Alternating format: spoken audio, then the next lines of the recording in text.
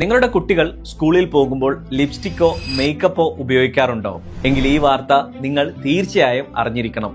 സംസ്ഥാനത്തെ സ്കൂളുകൾ lipstick free campus ആക്കാൻ ഒരുങ്ങുകയാണ് ശിശുക്ഷേമ സമിതി.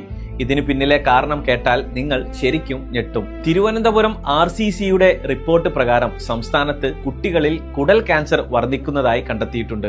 ഇതിന് പ്രധാന കാരണം വില കുറഞ്ഞ ലിപ്സ്റ്റിക്കുകളിലും ഫേസ് ക്രീമുകളിലും അടങ്ങിയിട്ടുള്ള മെർക്കുറി, കാഡ്മിയം തുടങ്ങിയ മാരക രാസവസ്തുക്കളാണ്. മുതിർന്നവരെ അപേക്ഷിച്ച് കുട്ടികളുടെ ചർമ്മത്തിന് കട്ടി വളരെ കുറവാണ്.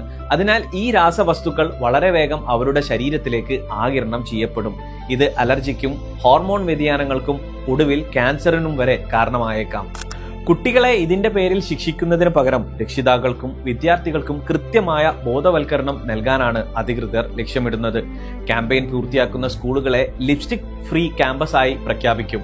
സൗന്ദര്യത്തെക്കാൾ വലുതാണ് നമ്മളുടെ കുട്ടികളുടെ ആരോഗ്യം. എല്ലാ രക്ഷിതാക്കളിലേക്കും അധ്യാപകരിലേക്കും ഈ വീഡിയോ ഇപ്പോൾ തന്നെ ഷെയർ ചെയ്യുക.